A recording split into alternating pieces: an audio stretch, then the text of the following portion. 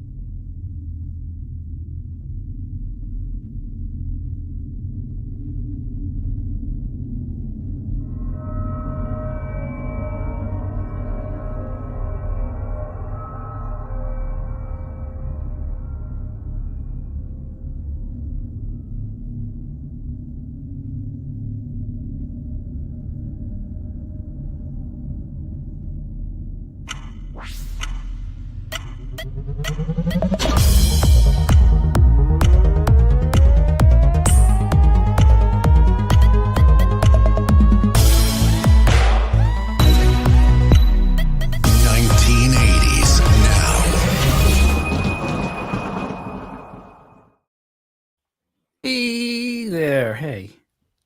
So today's the 11th. So 12, 13. That's it. It's 21st. When am I going to be at GXG? That's the 21st and the 22nd. Our thing's on the 21st. Yes. 7 p.m. All right, whatever. That's right. A cat. This explains it all. Are you putting him in front of the microphone as if Salacious Crumb is going to speak? Yeah, look. Oh, he does. That explains it. All right. So, John, you've had, I don't know, 2 months to come up with something to do on the live. You look through a box of random vintage toys. Oh no! What do you settle on?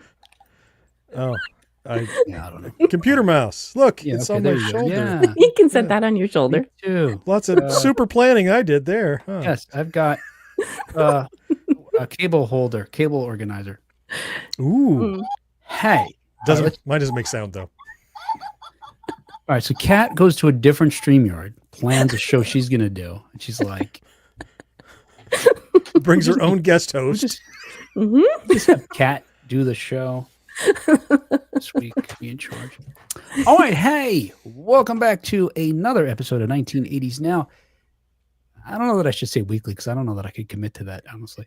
Oh, no. An examination of 1980s pop culture and its continued influence. Today, my name is Will, and joining me are my friends and co-hosts, Kat and John. Hello, guys. How are you? Hi, guys. Hey, the annual examination. Yes. Quarterly. It's about quarterly. Quarterly examination of 80s pop Yeah, culture. I like that could work. it. Yeah. Yep. Sure. You ever not see anybody for a long while and you have a fantasy that they're going to be different than they used to be? Fantasy Yeah, or you're fear? like, oh, maybe in this time apart, I don't know, they've matured. Matured. I knew that was going to be the next word. I was really anxious about where that was going, Kat. Matured, yeah. No? And then you meet them and you're like, nah, the same old person. What are you? And Will did not disappoint.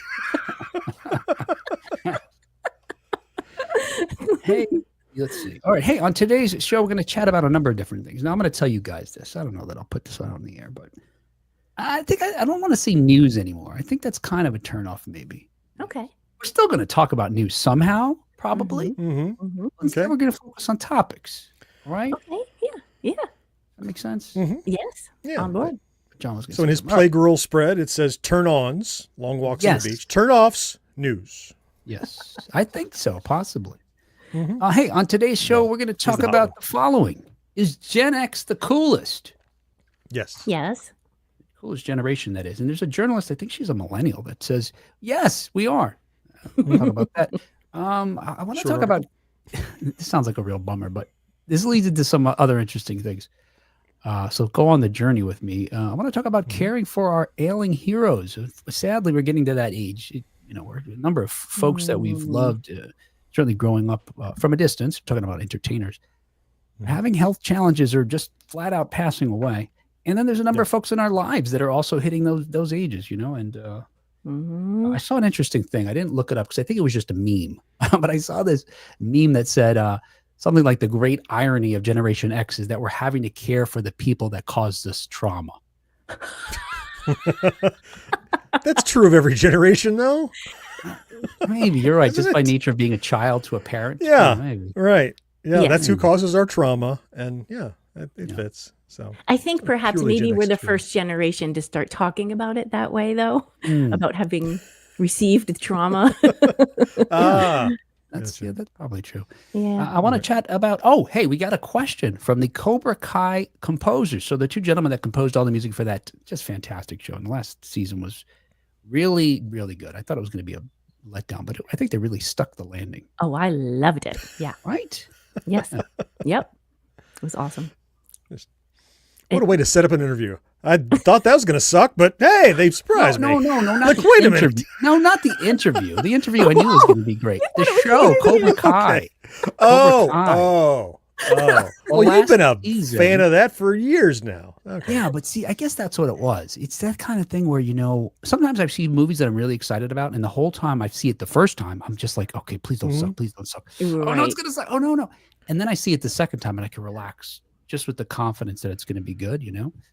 I felt a little bit like Nope. that when I saw the... No? You don't know that? I was gonna say, are you talking the series or are you talking this new film you've already seen?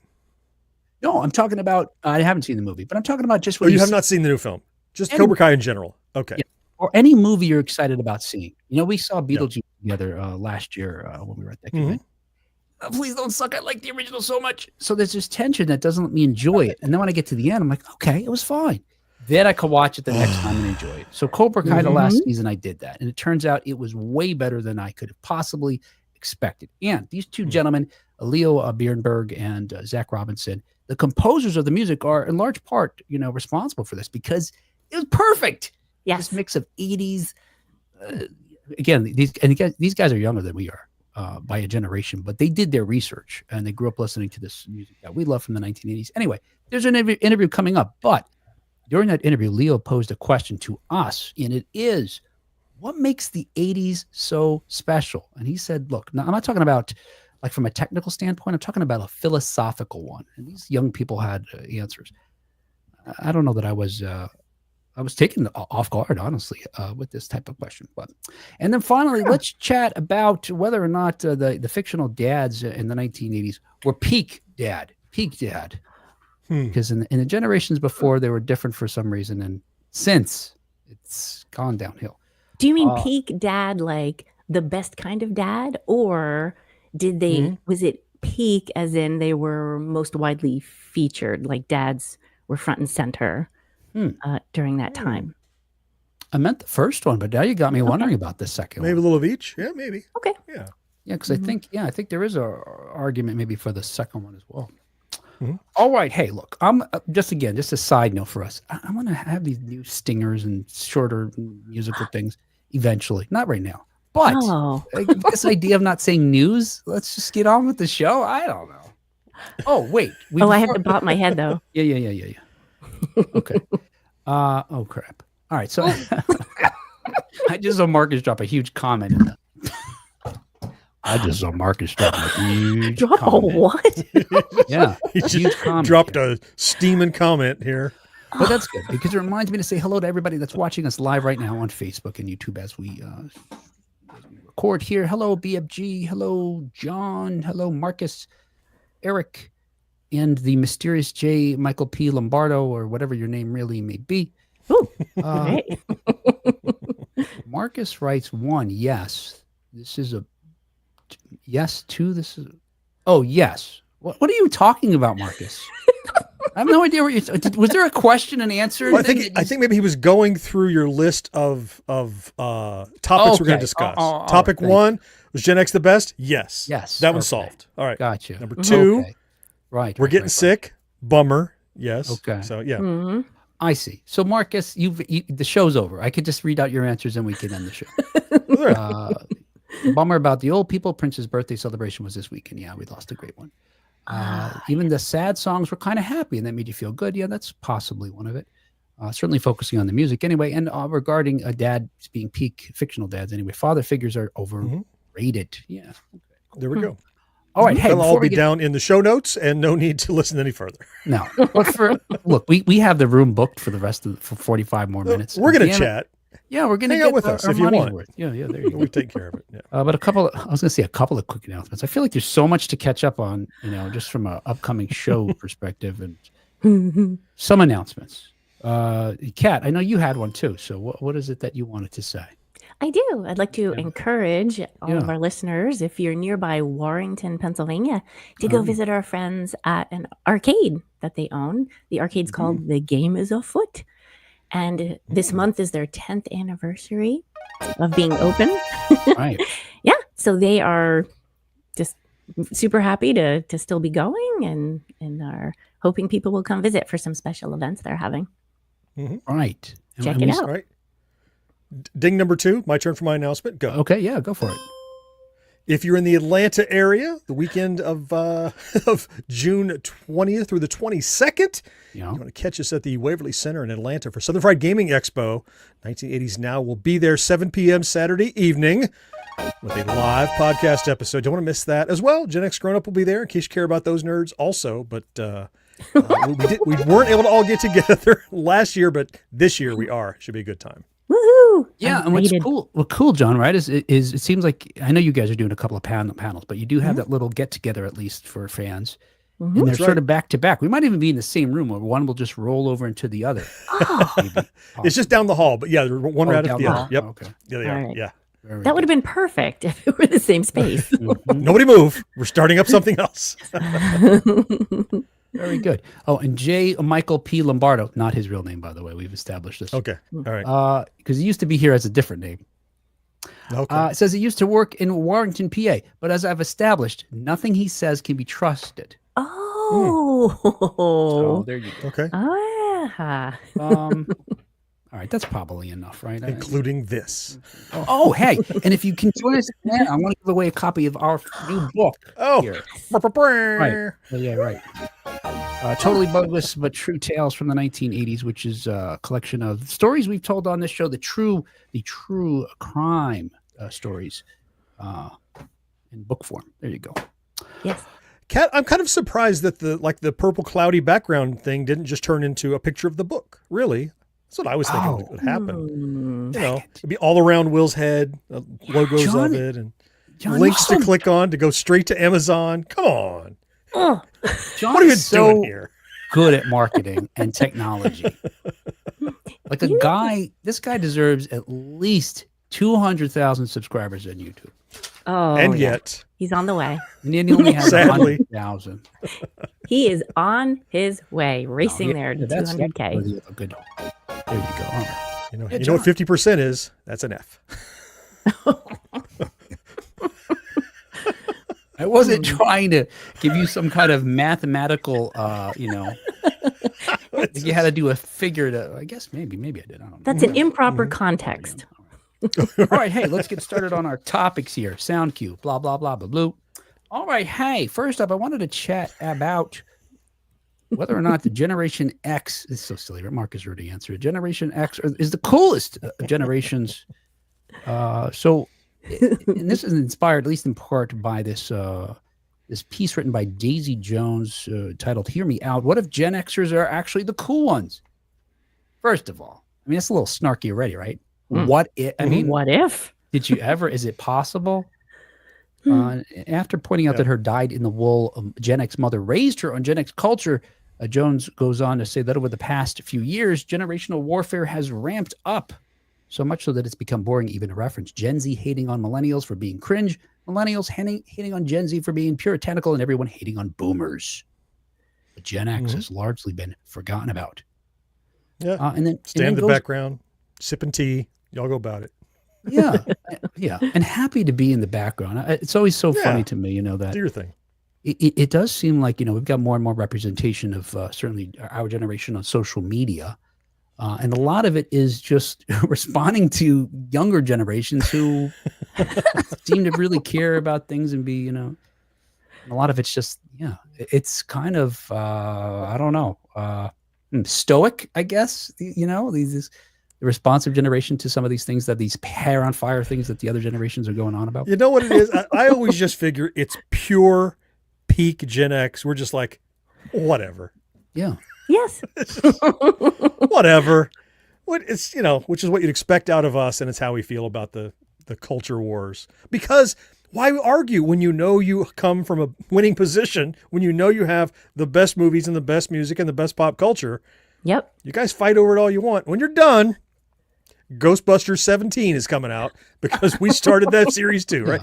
Everything is a sequel of our stuff, it seems like. Who are not making Gone with the Wind 2, are they? No. Boomers.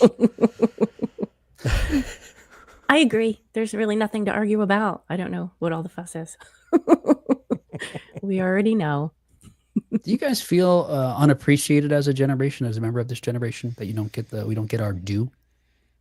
Or maybe like John's saying, we don't really care. We haven't thought about it very much. So I'm asking you to think about it now. Yeah. What about you, Kat? You feel left out? No, I never have, really. It didn't occur to me that we were until I started seeing it on social media. And I was like, really? Huh, okay. But it doesn't bother me. It doesn't really faze me. I don't feel the need for our generation to be in some sort of spotlight, although now we are because of other generations putting it on us. But I didn't feel left out. I feel like maybe collectively, I know not everyone had the same Gen X experience, but I think we're used to being a little ignored. We were latchkey kids and we were free range playing on the weekends and the evenings and stuff. We don't need attention to validate our existence because we're used to self-validating. Right. Exactly. So if we're not in the conversation of the culture wars and who's the winner, we're like, what? I mean, we know what our value is. We don't need to be in the argument. And as you said, Will, I really didn't think about it until now, but I think about it now. I think we're not mad about it. It just didn't occur to us that someone was going to be including us. Really. It's just, I didn't know we belonged there even. I figured we were left out again. It's kind of a reflection of, this seems, redundant, I guess, to say, or tautological. Is that the thing where something just equals itself? That it's how we were raised, right? Like all the things you're saying we could say about our families. Like, I didn't know I belonged there. I didn't know that anybody was thinking about me. I didn't consider my position here. Yeah. I didn't have time for that sort of thing. Jones goes on to give us credit for being the coolest, perhaps because of things like style. Like she points out how folks, today are dressing like it's back in 2000, with certain kinds of looks. But the reality is the 2000 people are dressing like people dressed in the 80s. I don't know. Like, does that even get to, for her, obviously, this is what gets to being cool. But I think cool might be more like this thing that when I think about like the Fonz worried about his hair. He's a fictional character, of course. But he didn't worry about his hair. He knew his hair was good enough in a sense too. Because he just puts the comb away. Is that what makes us cool? Is more what we're talking about is not that we were cooler because of how we dressed. We were cooler because we dressed the way we wanted because we didn't care what anybody thought about how we dressed. And we know when to put the comb away. Yeah.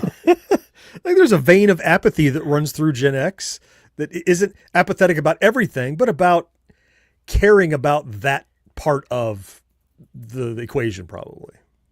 Yeah. And Jones points out that how, we get sort of credited as that whatever sort of don't care generation. And that she suggests that an aspect of that is that some folks are, have privilege that allows them to check out in that way. But when we're talking about here, isn't in that regard that whatever, I don't care about things that don't affect me, because I feel like I want to say that we did care about things, maybe not enough, or maybe we never just, like we talked about on an episode before, never got into the political power that we needed to affect change about the things we were raised to care about. Right. And when we're talking about whatever, it's about things that really most people would probably decide are not worth caring about, but may not have the emotional strength to disregard.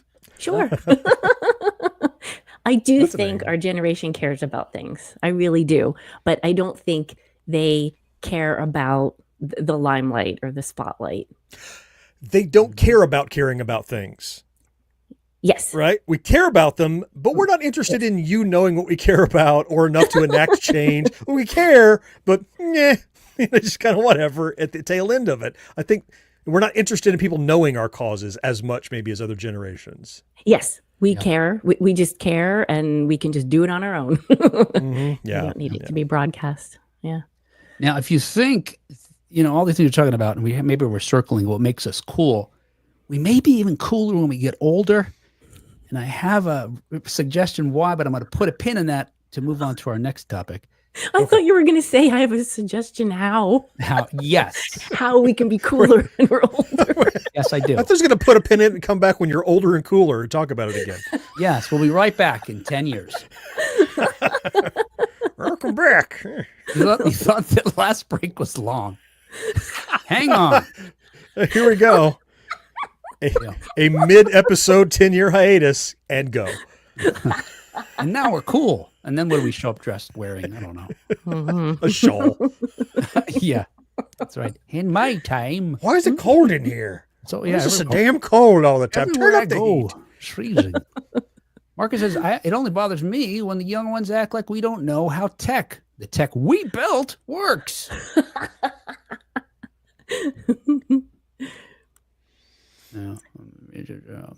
John says, welcome back from Silver Blues Retrocade. Hey, John. Oh, yay. All right. Hey, so speaking of, getting old, this is a little bit of a bummer, but I want to talk about these things only because we're kind of going through them, right? Mm-hmm. Yes. And talking about how some of our heroes and other folks in our lives are getting older and what does that mean? Yeah. And I promise I'm going to pull us out of this bummer with some interesting things about getting older that may make us cooler in the future. So on Friday, May 23rd, 5-time Grammy winner Billy Joel, one of my personal heroes, certainly for music. And I really can make an argument that I've said this before, that Billy Joel taught me what I thought I needed to know about love when I was a teenager. Some of those lessons that I, abstracted from his music later, I was like, all right, those maybe not the best lessons. Right. But he got me through, sort of that pubescent era of finding love and wrestling with these things, because I didn't get a whole lot of help from any men in my life, including my dad, who was like, never tell a girl how you feel about anything because she will use it against you. Oh, That was the advice my dad gave me. Who hurt your papa? Yeah. And then you've got Billy Joel saying, tell her about it. Hey, yes, exactly, Kat. Oh, that's another thing to promote. All right, some future show. All right. So anyway, on Friday, on May 23rd, as I mentioned, Billy Joel announced that he would be canceling all of his scheduled concert dates after being diagnosed with normal pressure you got to help me with this, Kat. Hydrocephalus? Hydroencephalus, yeah. Hydroencephalus. Or is it hydrocephalus? Yeah. Now, first of all, I'm not a medical person, but it says normal in there. So I'm thinking, how is it bad? But a normal pressure. Okay. It was a little confusing. It's a normal defect, just standard bad thing. Right. Yeah, so good. Yes. So good? No, it's not good because apparently it involves an excess of cerebral spinal fluid that accumulates in the brain ventricles. I didn't know I had those, affecting hearing, vision, and balance. It's bad.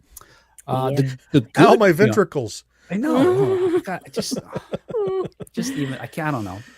Yeah. Almost anything biological I can deal with. Anything in the head really just freaks me out. I don't know why. Yeah. I think this is because it's the mainframe of the body or something. I tend to think of myself as CPU. Yep. You can wrecking my car, but don't ruin the engine because that's the part I'm using all the time, right? Yeah, something and my noggin. Yeah, but apparently, like this does put pressure and like affects like vision and hearing and balance. Stuff you need when you're a musician on stage. Yeah, everything. Yeah, I know. Yeah, the stuff for doing things. Yeah. The good news possibly is that according to People magazine, a source close to the 76-year-old says that, quote, he is not retiring and hopes to be able to resume performing as his recovery progresses, end quote. I hope this is more than just, being hopeful. I don't know what the prognosis is for this type of thing, but maybe we'll get to see him back on stage. As I understand it, it is something that there is treatment for. It's, I'm sure it depends on the person, but yeah, there's ways that the pressure can be relieved. So he will not be under pressure. We do not want Billy Joel. Yeah.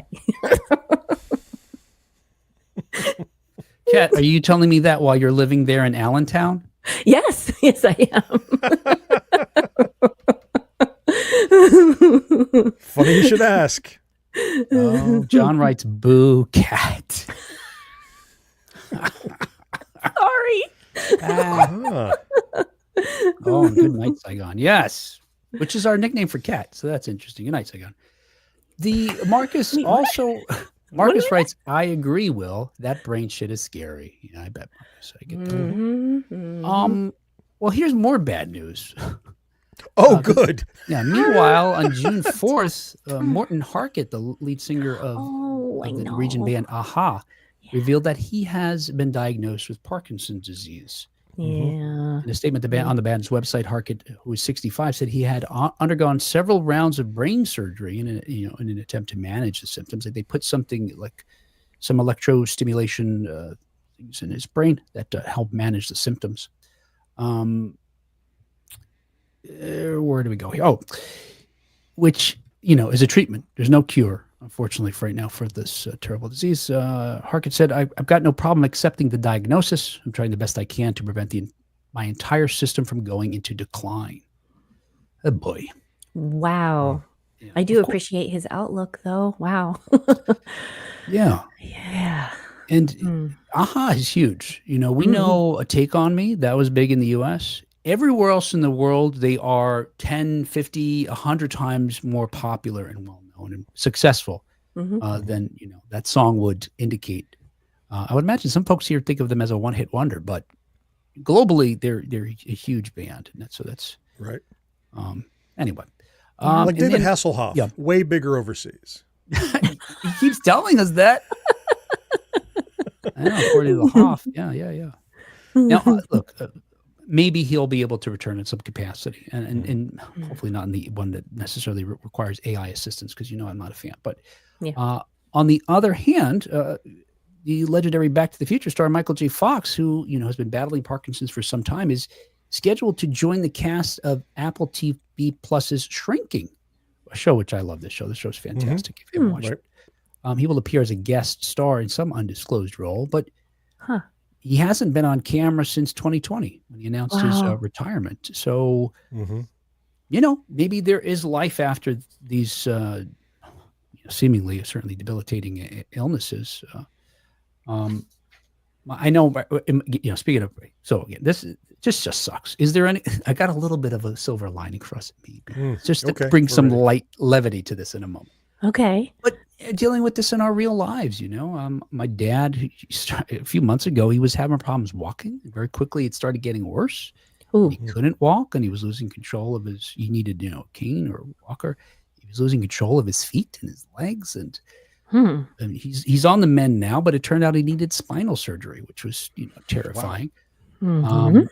And it seems like he may recover somewhat. He's definitely up and about now, and he can walk without a cane, although it's, it's scary to see him do that because he could fall. Is he being stubborn about using a cane?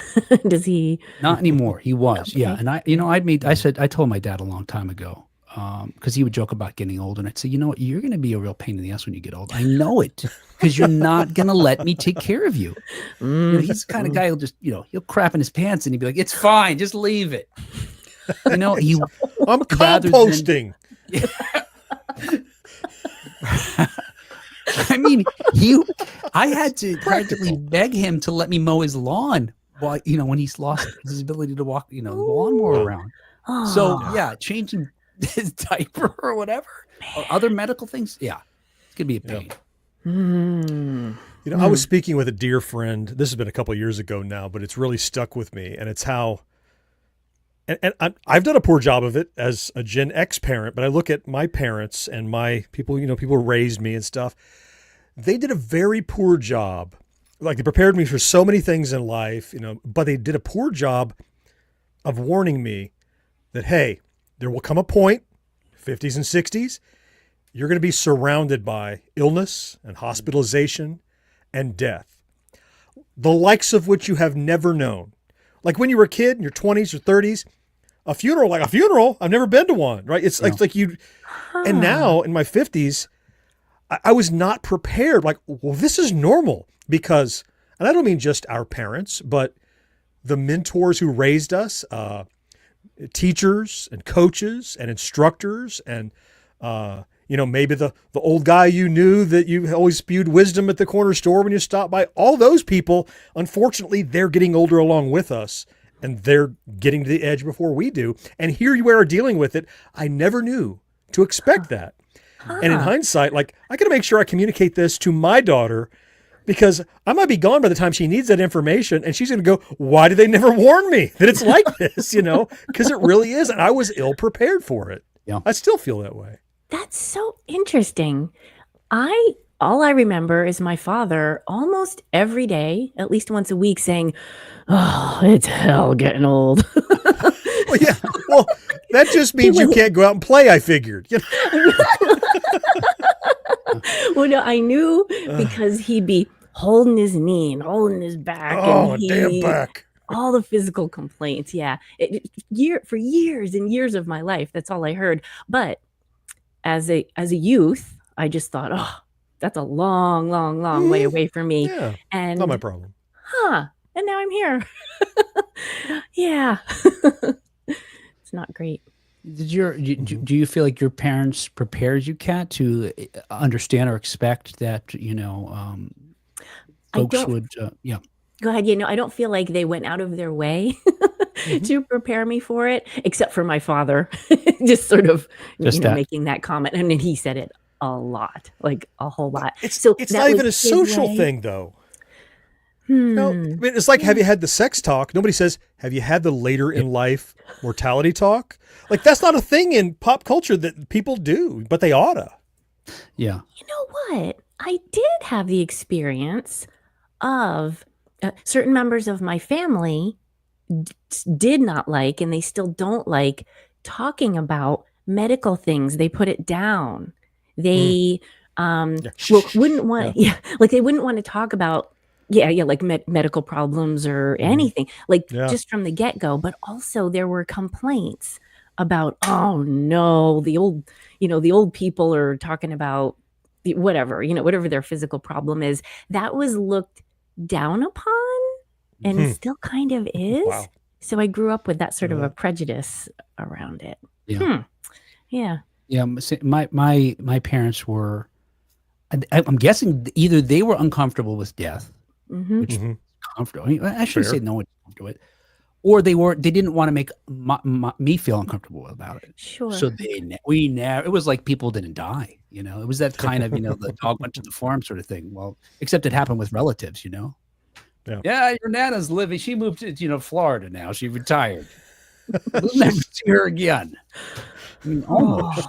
But I have a friend that they were raised, to expect that, and they have a much healthier sort of, perspective on sort of the arc of life than I do, where, it's having that anxiety about that. And not so much anymore, because I've now, like we were talking about, I raised myself at some point. I just took over emotionally. But this friend of mine, as long as, they've always been sort of, that's just how it's a circle of life, and that's fine, and that's how they talk about it. And it's kind of, it seems healthy and, peaceful, something peaceful about it, and life affirming in a sense. Like, I'll play my part, I'll do my thing, and then I'll move on, and someone else will do something else, and that'll be. That does sound very healthy. It really does. That's very healthy. I wish I had that feeling. Yeah, me too. Yeah, me too. All right, let's see. All right, so here's wait, what is this? Oh, that's How many topics do I have? How many topics have we talked about already? Well, see, there's one. Well, look in the wastebasket. How many did you throw away? 1, 2, 3.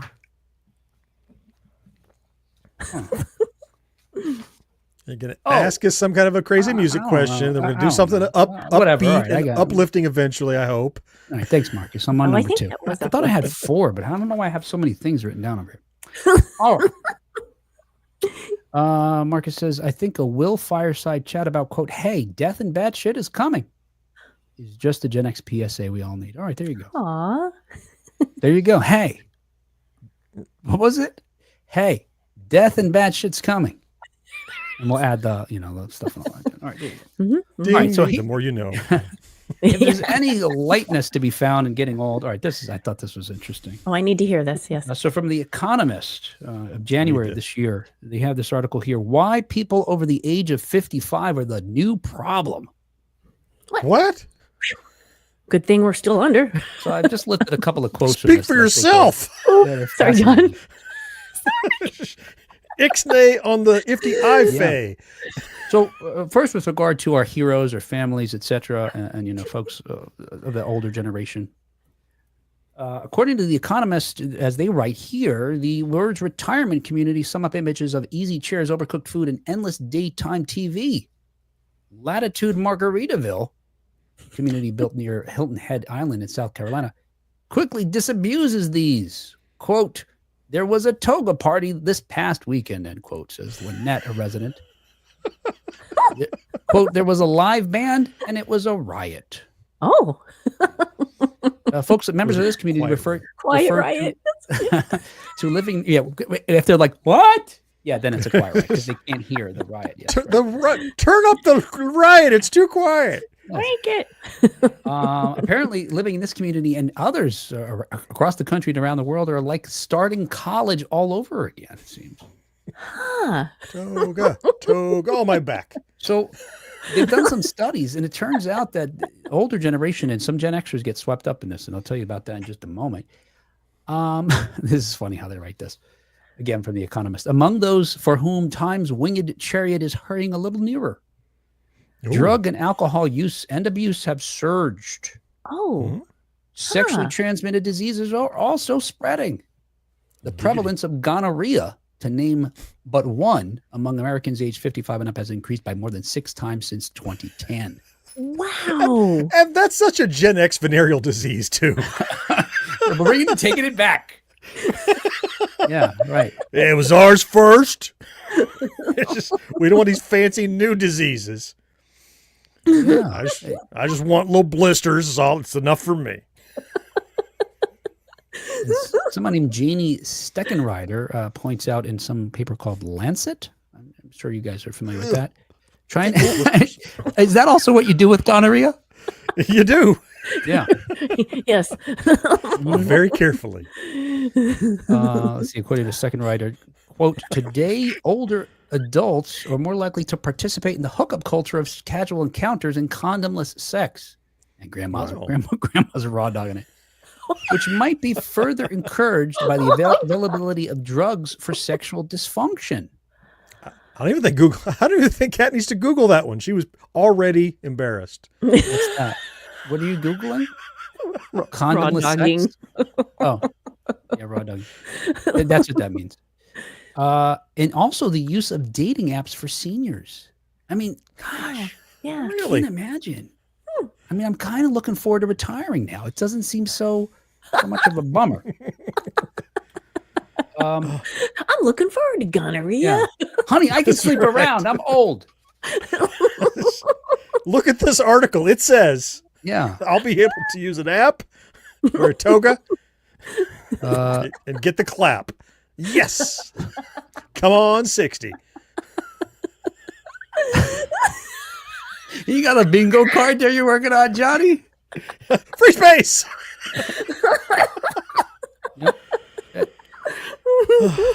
And the Economist says that, so again, it says in a way, those over the age 55 but under age 75, which they say is roughly baby boomers, but also somewhat of Generation X, are the new problem. What makes them so reckless? For one thing, there's an attitudes to drink, drugs, and sex.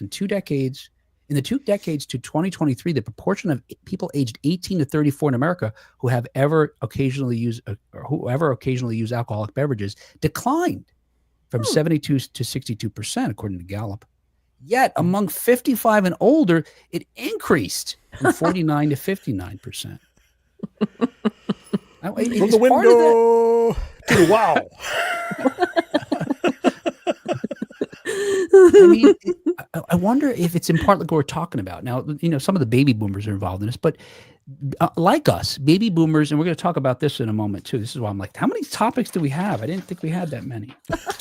But maybe that was multiplying as we. I know this is really. I don't know what I did here. Are you making up for lost time? Look, we're gonna talk in a moment here about we talked about I think I mentioned it. Maybe this is a surprise category. No, I did about fictional fathers in the 1980s and you did right their connection to maybe actual fathers in the era and today. But I'm wondering if it's like we're talking about that. Boomers like us were raised by disaffected parents, somewhat by fathers that and their peers or their peers that came home from wars. Again, the makeup of family was somewhat different by the when we were raised in the 70s and 80s, but similar enough that I wonder if we had this sort of nihilistic sort of vision of our future where we would be dead by 55 anyway. So when you're 56 or 60, 75, you're like, fuck it. And it's all bonus. Yeah. I saw the day after. I figured I'd be gone by now. Right. Yeah. I would think, and maybe our parents, no, I can't say that that's true. Now, our parents' generation, many of our parents were young parents because it was sort of that culture. Again, probably because you were going to die younger and their parents died younger. You have kids younger. Less so us, the sort of age shifted, as generations move on. But I wonder I would like to say that maybe they didn't have a good time then, so they're having it now. But I don't know that Generation Xers have an excuse because a lot of us, had a good time in our 20s and then, started settling down later. Yeah. And clearly they had their hippie culture and their Woodstock and they sowed their wild oats at 20 and started families. Yeah. A lot of them. Yeah. See, John of Silver Blues Retrocade says, I'm 56 and I'm proud to be a problem. Part of the problem. Way to go, John. Yeah. What's going on in that retrocade? J Ray says, speaking of, I need to schedule some penicillin. Oh, yeah. And Viagra is a hell of a drug. Yeah. You should just get a twofer, right? Maybe a combo packs. What, penicillin and Viagra? Yeah. Like just a cocktail of right? Of everything you can get. Viagra-cillin or something? Pill. Like one shot, one stop. All right. Exactly. You're inoculated and ready to rock. Yep. Just shoot it right into that spot. Whoa. That's the whole rhyming you guys are doing. It's amazing. Will looking forward to the Itchies was not on my bingo list, Marcus. The Itchies? Is that what they call crabs down in Florida? I don't know. That had to be Marcus who said that. Yeah, it was. Yeah, it was. I think it's the Alabama thing. There you go. All right. So maybe getting old is not so bad. I'll make up for lost time, apparently. That's what these folks are doing, right? There's a party coming. All right. Yeah. Party in my pants. I'm going to hold off on the father thing for a moment here, which teased a little bit, and get to this other thing. I've got a look. As I mentioned, I chatted with the two guys who wrote the music for Cobra Kai. All 6 seasons, fantastic guys. That's so cool. They got a sort of a once in a lifetime story about how they got the gig, but check out the interview to learn about that. Such generous, down to earth, humble guys, and again, they did a fantastic. I'm a snob for music stuff. It could really distract, I think, if it doesn't have. We hadn't noticed. Yeah. That I'm a snob generally. Like John, John, I said this actually when I talked to them. I said this. I couldn't think of it, but then I did. But John and I had this chat about the movie Real Men. We love the movie Real Men. Yes. I think more people would love the movie Real Men if it had a legit Elmer Bernstein score and not this weird circus music that it has. Yeah, it's like a calliope playing through the thing. Yeah. It just, I don't know what the director was thinking. Like, maybe he didn't realize how good the film was. And he thought, well, we need to put some kind of wacky, dark music. Let's punch it up with goofy music, maybe. Yeah.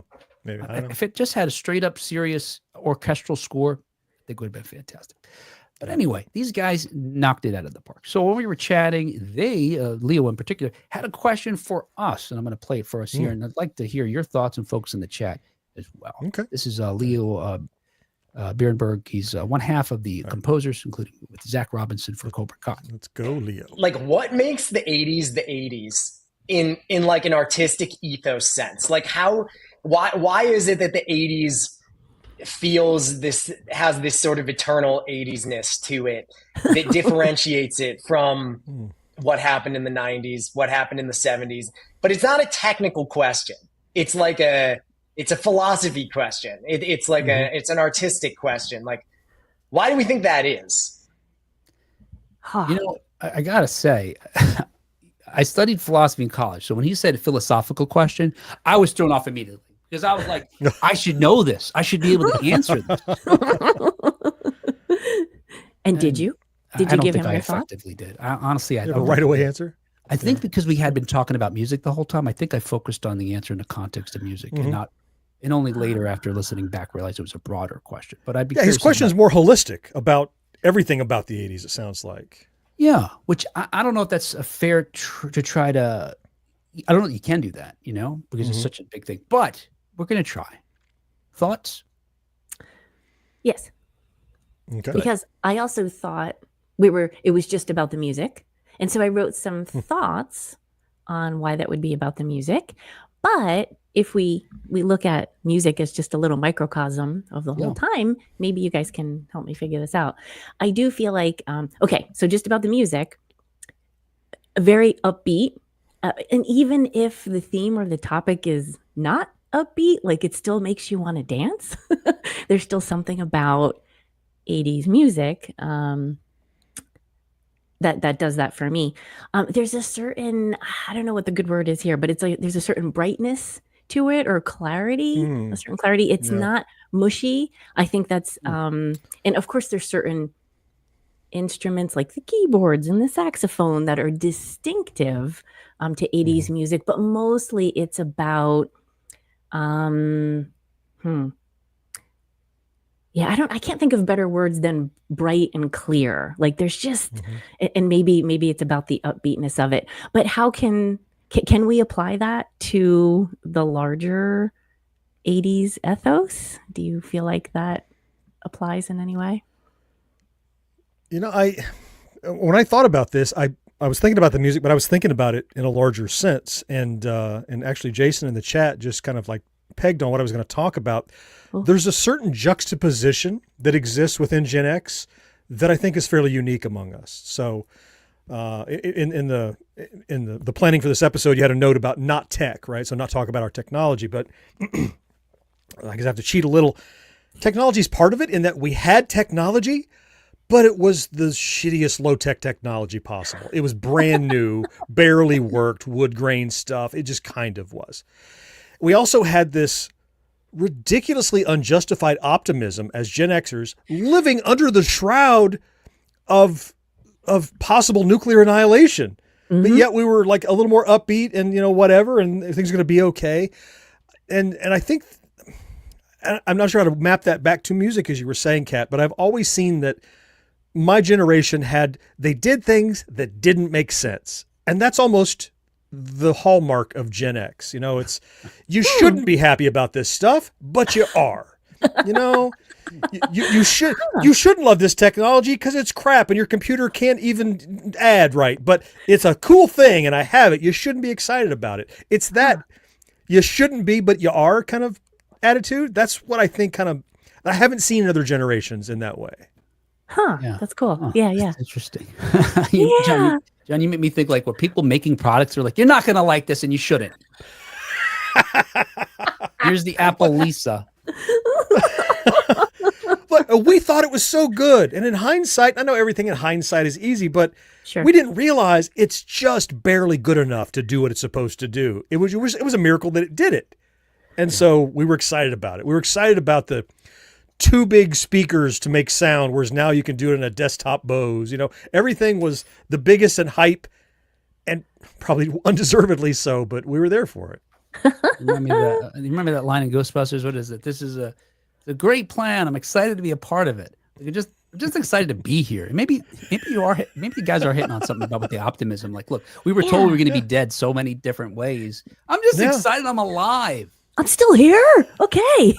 I do think the optimism plays a role. And again, I haven't read anything that sort of analyzes or talks about this in the past, but that juxtaposition, between what was really happening and what our pop culture, how escapist our music or movies or TV shows were. But I also like something that Kat said that hadn't occurred to me. I think about specificity. And there's something, and maybe that was maybe that's the execution of these, the media that is in contrast, that is joyful, etc. That it's, again, trying to say it in a broad sense, but I always think about music maybe because I just think about music so often in different ways. But the specificity, and Kat, I think that's a good way of thinking it, because we've talked about this before. When we see these memes go around that if Back to the Future were set today, they could be going back to the 1990s. You're like, whoa, crazy. Yeah, and I say, like, well, what is that? So Marty wakes up. Does he know he's actually time traveled? I don't think he would. And I think it is maybe because there aren't really, it wasn't so specific like this TV show, this type of movie, this type of music. Mm-hmm. It's just kind of, maybe there's too much of everything since, or not enough of, there's not as many standout new things. Unless he just saw Nirvana. Like, okay, those guys, those clothes, this grunge music, okay, that's 90s. But also, it wasn't just that, right? No. Like the 50s was largely bubblegum music and happy rock. And there wasn't, you didn't have all these other things. You didn't have hip hop yet, of course. You didn't have, but as those things come along, they're all getting amalgamated into the next generation. It's not like they abandoned those song styles. They added in, and you could say grunge kind of came and went. Maybe that's one that I think maybe you could pin it to the 90s if you had to, but otherwise it's pretty homogenous. Yeah. Yep. And I always try to just separate ourselves from the nostalgia of it, right? Mm-hmm. But it does seem like the 50s, and maybe it's just in hindsight we think these things. There was some more specificity to the pop culture and also just in fashion, etc.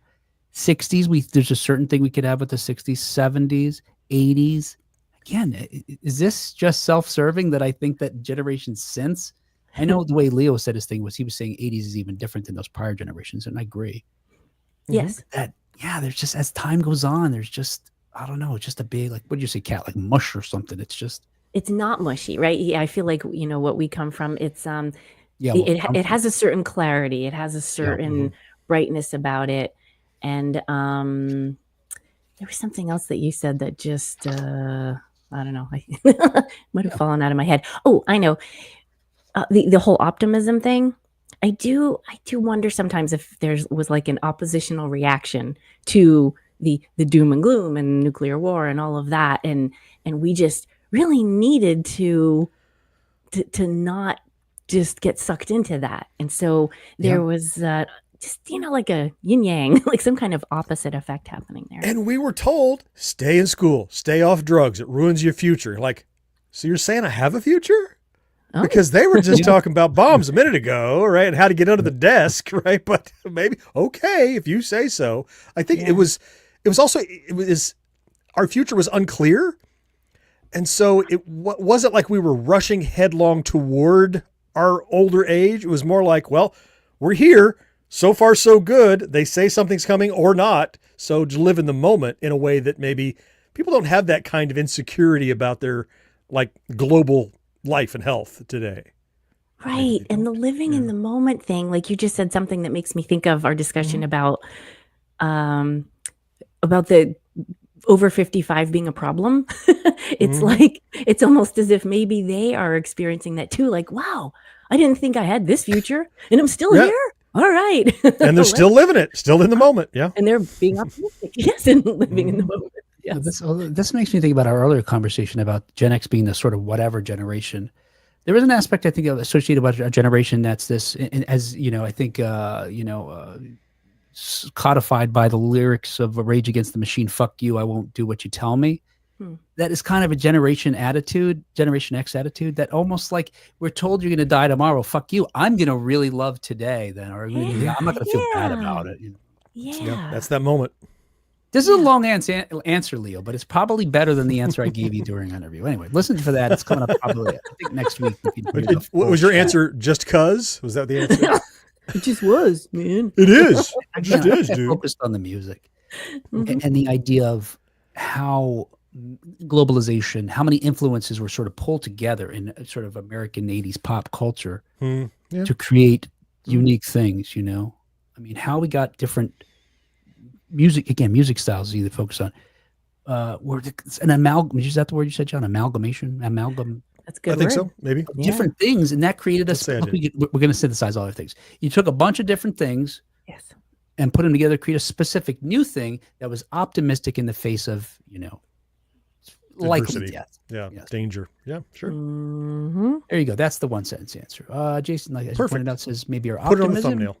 Jason goes on to say optimism in the face of possible nuclear war. Yeah. John says, well, from a music standpoint, it was between the last days of disco and the birth of grunge. We just rocked in and sold out. Oh, sold out. SOUL. Oh, I like that. I see what you did there. Yeah. Marcus says, really, it was the heyday of American Top 40 and the rise and ubiquity of the music video and how musicians were more directly because of the videos to impact the future and culture. Yeah. Plus our kids like us. Plus our kids like us. So they like our music. So it's lived on. Yeah. Oh yeah. That's true. Yeah. That's an interesting way to think about it too. Yeah. Eagle Baby says 80s. What's that, John? We forced him to. I know that I indoctrinated my child. This is what you're listening to when you're in my car. Yeah. But we've talked about this though, but our parents influenced and older people in our lives influenced our music too. Oh, yeah. If I thought my parents were complete assholes, would I be like, I don't like your music? I don't know. I think music is a thing. Like, if you like it, you like it. It kind of doesn't matter who that. introduced you. Yeah. Oh, yeah. Yep. Yeah. I thought John meant that he forced his daughter to like him. Oh, not the music. I am your father. I can show you a test. Your mom and I already went through this. And I'm cool. Oh, you will like cool, damn it. Look at my hat. I don't even bend the bill. Some of them I do, just not this one. No, not that one. Okay, for the softball team. Yeah. It's how I got it. That's not a choice. It's just how I purchased it. Yeah, well, they all come that way. I've had people. Okay, really? Oh, I see. People complain about that. Like, I bought. You didn't say, "Oh, really? You chose to have 6 buttons on your shirt, huh?" It's how I got it. I did. There's something. If the hat comes this way, I wear it this way. Now look, we're not sports guys, if the hat comes this way, I wear it this way. It's just it's how I bought it. Oh, chose to bend the bill of your cap, did you? No, well, I bought it more practical. I mean, not everything for the function of the visor, which is to protect your eyes from the sun. So you bend. I'm inside. I'm in the house. Somehow that makes you a lot cooler. Oh God, the fluorescence. What is it then? You wake up in the morning, honey, don't look at me. I don't have my hat on yet. No, she's seen me without my hat. It's okay. Is the facial hair attached? Is that what happened? Like a wig would be, if yeah. Maybe. I'll break mine, choice. There you go. See? I buy stuff and I break it in sometimes because it doesn't look right. If I buy jeans and they seem too stiff, I gotta like crumple them up. Right, I didn't put this in a vice. I gotta flatten this bill out. This is bullshit. I can't wear it. No, it's whatever they give me at the store. I don't know any better. Yeah, I hear what you're saying. Here's the reason I bend mine. One, there's 3 reasons. One, it helps I think a little more with the sun. 2, I'm cool. 2, I'm not 12, and 3, I'm not a skateboarder. So those 3 things out. This is like the thumbs up emoji all over again.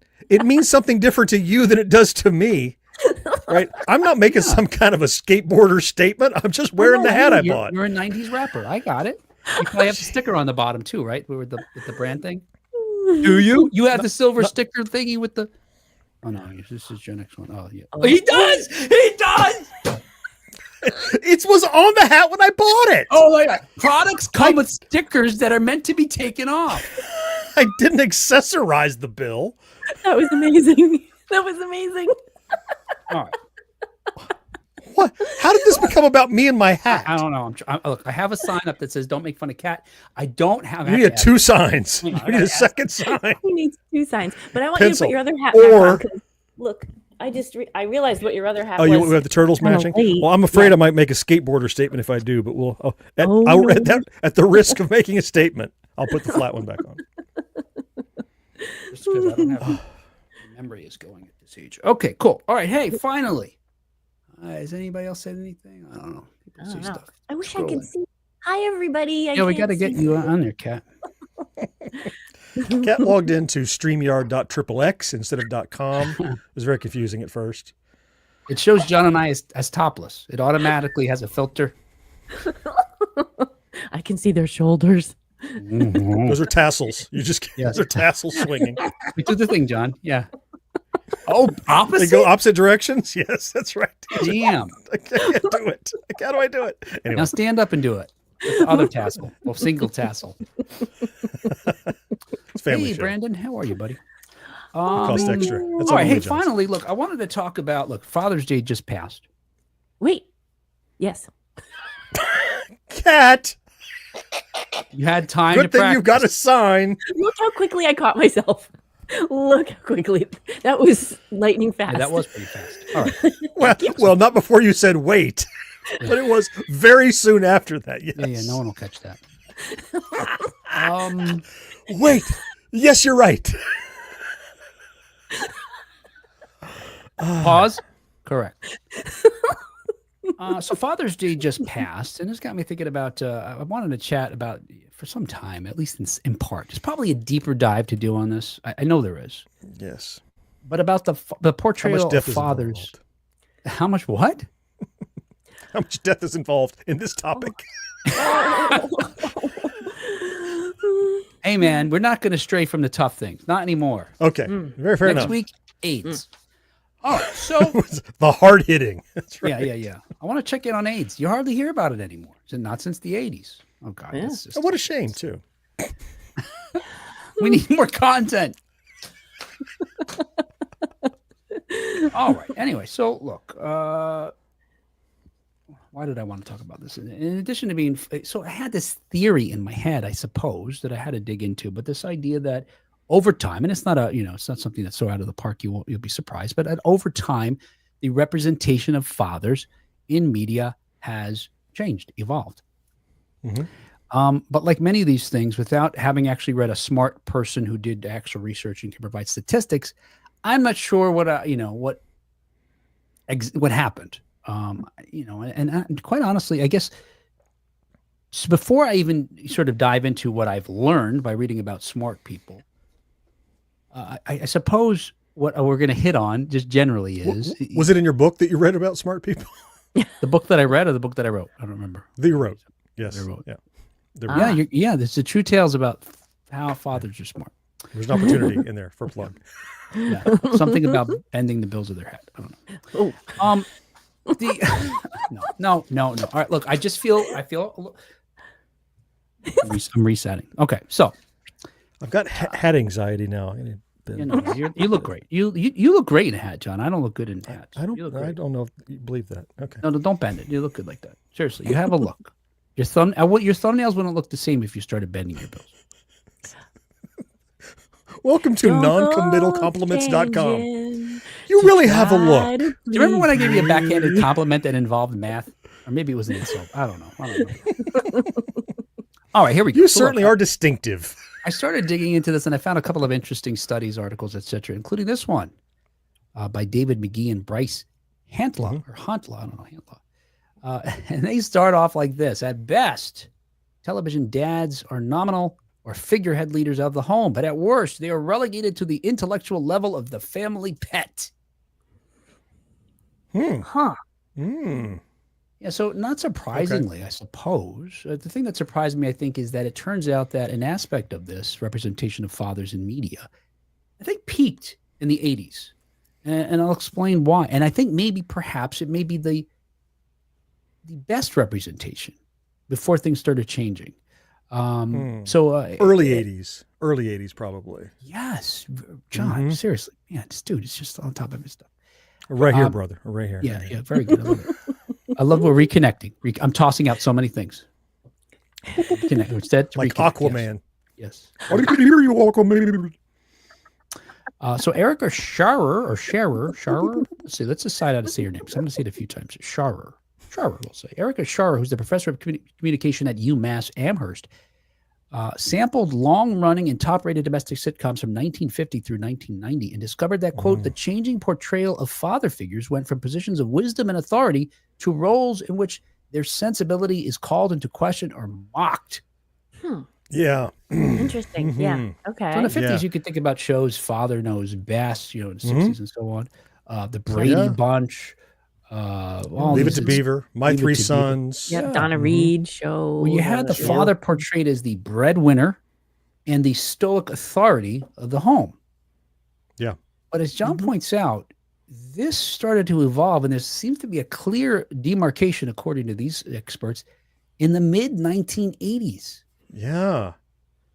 So can I try? Can I try? Yeah. I don't want to steal your thunder. So I'm thinking like Family Ties, Full House, right? And then Married with Children, yes. Simpsons, those start rolling in, where they're like, oh, you're just a buffoon, and the family tolerates you as opposed to you being the wisdom and the heart of the house. Well, I guess you're the head of the house, where the mom was the heart of the house kind of thing, right? It was this very clear. Yeah. And I think that's an inspiration from the 50s and 60s, that boomer mentality that we copied into our early 80s. And then as we got a little more whatever, we're going to, let's start mocking these establishments like fatherhood, like, the government. We would mock whatever. And so that was just another thing to mock, maybe. Yes. But not mom so much. Interesting. Well, what popped into my head was Mrs. Doubtfire. Like the Honey, I Shrunk the Kids, that whole, oops, oh no, making mistakes all the time. Yeah. Yeah. So this research that I'm talking about, and John, you're right. The examples you gave are spot on. Showed that domestic comedies after 1984 depicted more dominance and less satisfaction and stability in the home than those prior. You mentioned moms. The number of times a mother told a joke at the father's expense increased from 1.8 times per episode in the 1950s to roughly 4.5 times. What is it? 4.5 times per episode by 1990. Okay. Wow. I was trying to run through an episode of Married with Children in my head. I was trying to see how many times can Peg mess with Al, right? Yeah. A numerical observation of all the sitcoms showed in the 1950s, the father made fun of the mother 58 times, while the mother made fun of the father 19 times. Wow. But over the course of the next 50 years, there was a change, as we're talking about. By 1990, fathers made fun of mothers 81 times, and mothers made fun of fathers 176 times. Why did this happen? There's theories, but the main one being, at least according to Sharer, is that as women started to have more representation in the workforce throughout the 1980s, I guess it created an opportunity for us to poke fun at the fathers. We had them, I make my own money. Yeah, I guess. Yeah. It sort of shifted. I mean, it was just a real sort of flip flop, I guess. We started, like the pendulum swung the other way. Yeah. Yeah. So she right. Yeah. She says she observed increasingly feminist portrayals of women that coincided with their growing presence in the workforce, and not necessarily coincidentally, but this sort of decline in the portrayal of dads.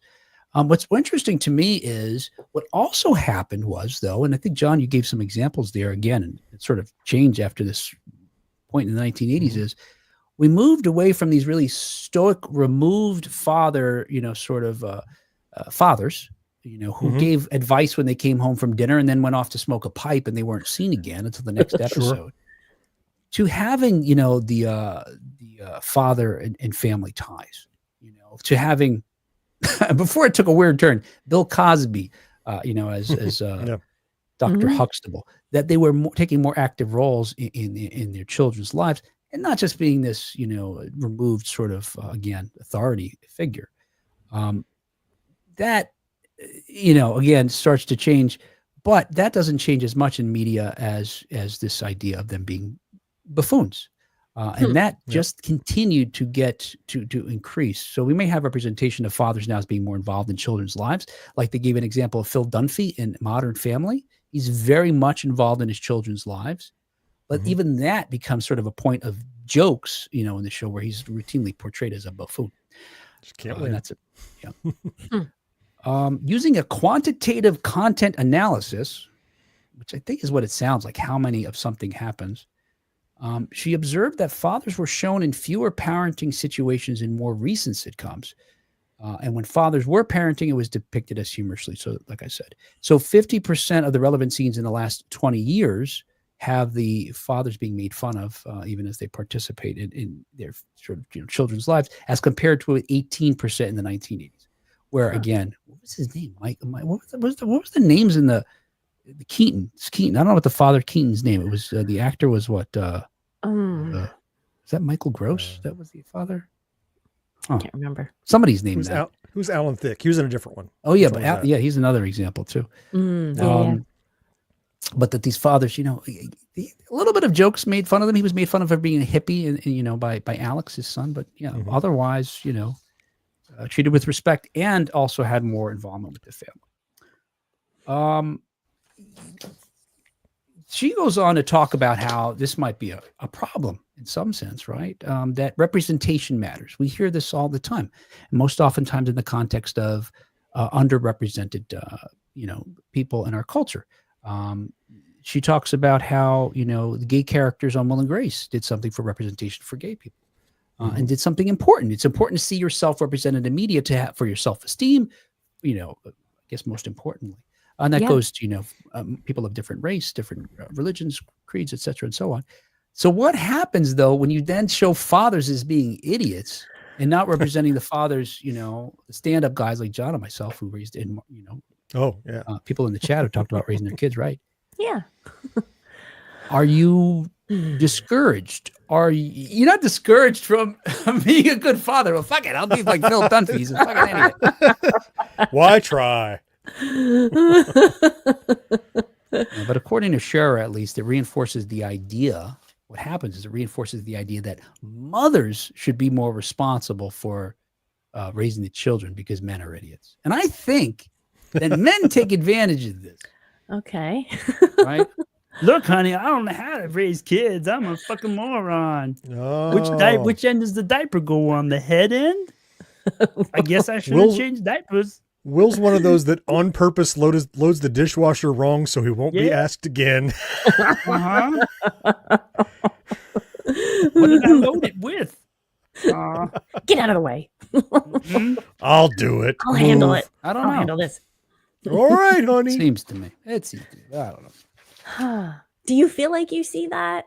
Do you observe that? Do you feel like fathers that other fathers are kind of slacking off because of that?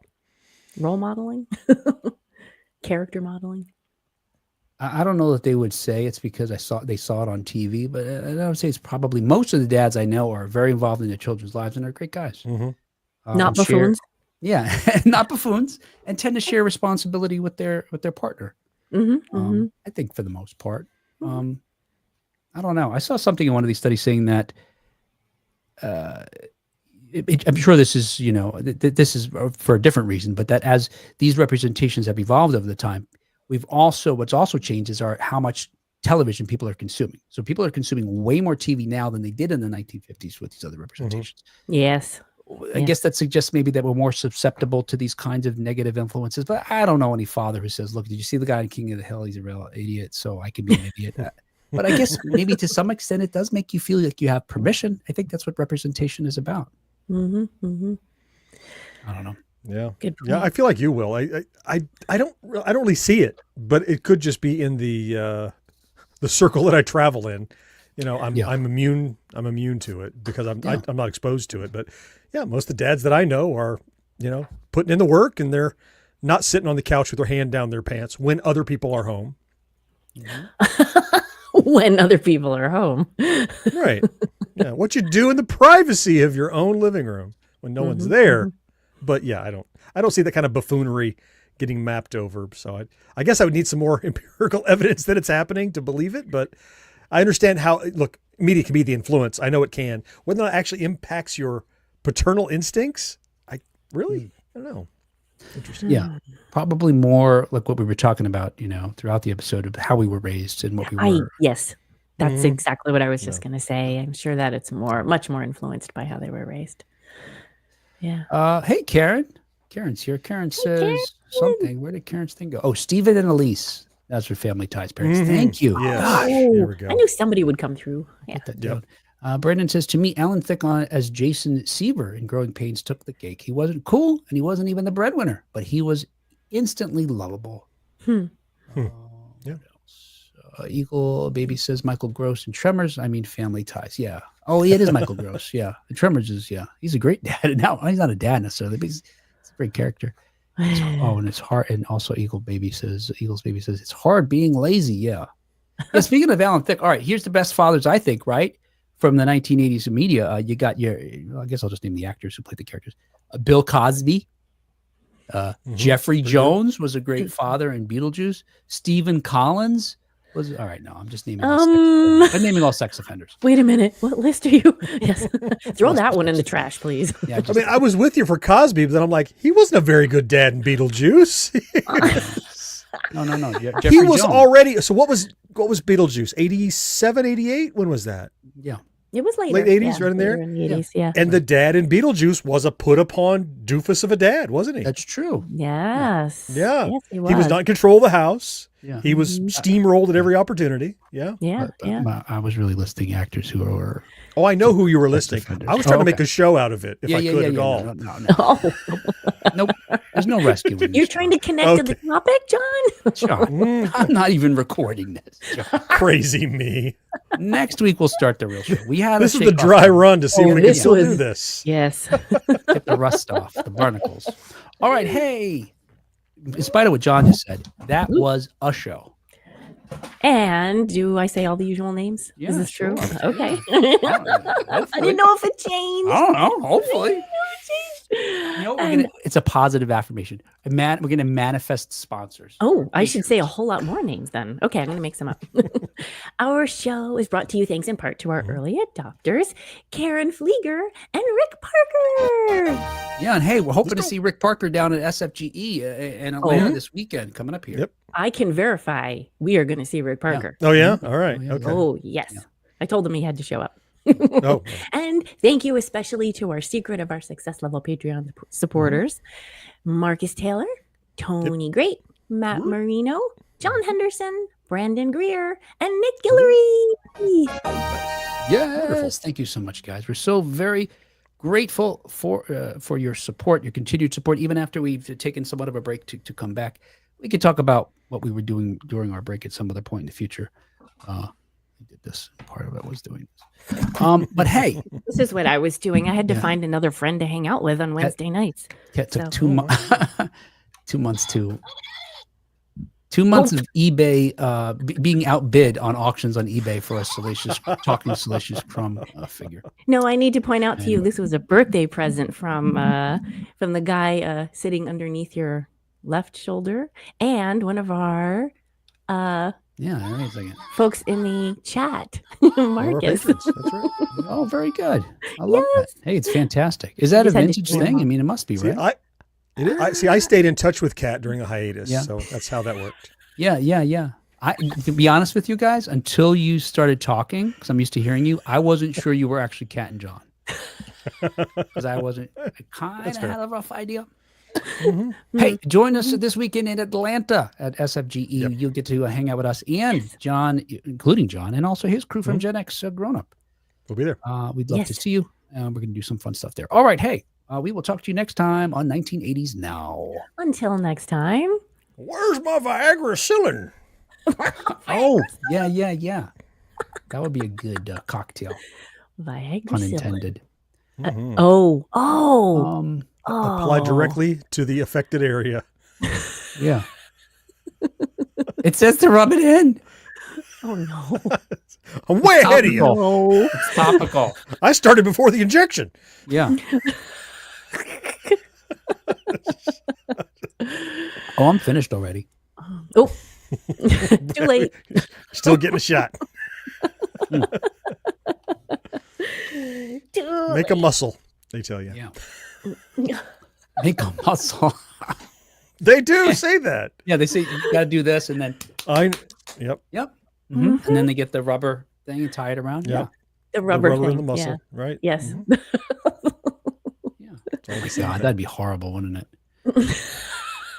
It's not so bad. I'm trying to remember somebody I recently talked to. They were having some kind of procedure done, and it was like, you have a choice. We can give you this injection. What was this? Was Death telling or me? Chi-Chi? I heard that joke as bungie bungie. Okay. You like to die by yes. Death, you got to choose death or bungie bungie. I choose boogie boogie. All right, death by boogie Catch- bungie. That's my I'm trying to Chi-Chi. guess what Boogie Boogie is. But first, It's just a little Chi-Chi. No. But they're telling me about some procedure, and the doctor or the nurse was like, "All right, well, I can give you a shot. It's like you can take a pill, or I can give you an injection in your penis. That's the two choices." Like, whoever chooses injection in the penis? Oh, wait, where do you have to take the pill? Oh. Swallow. Oh, that's okay then. Oh, no. This was a metaphor or whatever. Weren't we back to this thing again? I don't know what we're back to, but Swallow it. It's like, where are you putting that pill? I'll take Swallow the it. injection. Swallow it. Go ahead. Swallow it. oh my god. Swallow it. What do you- I don't like that I can't see you. Not working. It's not working. You want to see? No, I just don't like that you're doing something out of sight. Oh, there's the tassels. I saw them. Oh.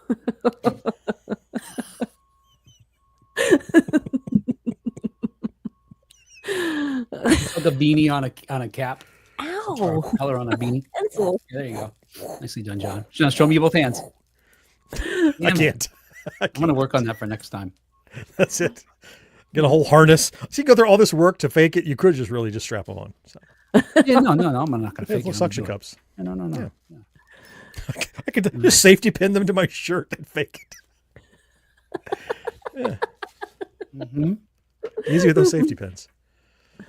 All right, Ouch. there you go. Yes, be very, very, Speaking of very grunge. Well, Troop scared everybody away. So, John, Oh no, meeting, we're still live. meeting early helps you with your dinner too, right? All right. All right. Thanks everybody for joining us. We'll talk to you again real soon. Thank you. Bye-bye. Thank you, everyone.